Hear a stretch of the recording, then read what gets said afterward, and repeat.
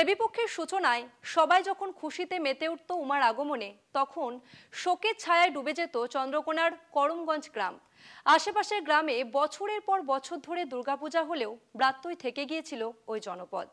এত বছর পরে হাসি ফুটেছে করমগঞ্জের মুখে। এবার দুর্গাপুজো হবে সেখানে। এখন তারই প্রস্তুতি চলছে জোর কদমে।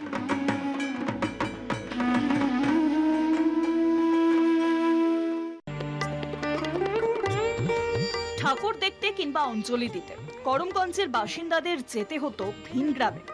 তার কারণ ওই গ্রামে দুর্গাপুজোর কোনো চলই ছিল না। অন্য গ্রামে গিয়ে শারদ উৎসব পালন করাই যেন করমগঞ্জের ক্ষেত্রে দস্তুর হয়ে গিয়েছিল। এবার সেই আক্ষেপ মিটতে চলেছে। করমগঞ্জেই হচ্ছে দুর্গাপুজো, তা নিয়েই গ্রামে সাজো সাজো রব।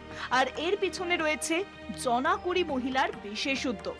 লক্ষ্মীর ভান্ডারে টাকা জমিয়ে ও বাড়ি বাড়ি ঘুরে চাঁদা তুলে জোগাড় করা গিয়েছে পুজোর খরচ। গ্রামের একটি আটচালাই মণ্ডপ, আর সেই বেদিতেই অধিষ্ঠিত হবে প্রতিমা। পুজোর উদ্যোক্তা করমগঞ্জ ভারতীয় সংঘ মহিলা দুর্গোৎসব কমিটি। কিভাবে সম্পন্ন হবে গ্রামের প্রথম দুর্গাপুজো, সেই নিয়ে ইতিমধ্যে একাধিকবার মিটিং হয়ে গিয়েছে। যেহেতু এটা আমাদের প্রথম বছর পুজো, তো আমরা সেরকম অতটা জাঁকজমকভাবে করতে পারছি না, অত প্যান্ডেলের থিমও করতে পারছি না। আমাদের গ্রামের যে শিব মন্দির রয়েছে, গঙ্গাধর শিব মন্দির, তো ওই শিব মন্দিরের একটি চালা হয়েছে বর্তমানে। আমরা ওই চালাটিতেই একটা কাপড়ের প্যান্ডেল করে আর দুর্গাপুজোটা করবার চেষ্টা। মহিলাদের উদ্যোগকে সাফল্যমণ্ডিত করতে এগিয়ে এসেছে গ্রামের পুরুষরা। মেয়েরা যেহেতু দেখছি মেয়েরা এগিয়ে গেছে, মেয়েরা উদ্যোগ নিয়ে পুজোটা করছে। মেয়েদের সম্পূর্ণ তো মানে সব কাজ তো করা সম্ভব হচ্ছে না। হ্যাঁ, এই ধরুন ওনারা কালেকশানে যাচ্ছে, এটা আধভিতে যাচ্ছে, ওনাদেরকে নিয়ে যাও, তা সেইটা ব্যাপার সাহায্য করতে হচ্ছে। প্লাস এবারে পরবর্তীতে এই ধরুন এই চালাটা হয়েছে, এই চালাটা মেয়েরা মাত্র করা, এটা সাহায্য করতে হচ্ছে। প্লাস এবার পুজোতে আপনার নানা রকম যা পুরুষদের যেটা করণীয় সেগুলো আমাদেরকে করতে হবে। করমগঞ্জের উদ্যোগকে স্বাগত জানিয়েছেন চন্দ্রকোনা পুরসভার চেয়ারপারসন।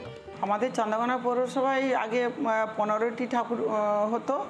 এখন এবছর কমরগঞ্জ 9 নম্বর ওয়ার্ড কমরগঞ্জ মহিলাদের উদ্যোগে তারা লক্ষ্মীর ভাণ্ডারের টাকা দিয়ে তারা এই বছর একটি নতুনভাবে তারা ঠাকুর করছে। আগে কমরগঞ্জতে কোনো ঠাকুরেই হতো না। প্রথম পুজো বলে খরচের হিসেব ঠিক আন্দাজ করতে পারছেন না পিঙ্কি কৃষ্ণারা। খরচে যেন টান না পড়ে, তাই পাশের গ্রামগুলিতেও ঘুরে ঘুরে চাঁদা আদায় করছেন পুজো উদ্যোক্তারা। পুজো যেমনই হোক, যত ছোটই হোক, নিজেদের পুজো বলতেই গর্ব অনুভব করেছেন করমগঞ্জের মানুষ। চন্দ্রকোনা থেকে মধুসূদন ভট্টাচার্যের রিপোর্ট, কলকাতা টিভি।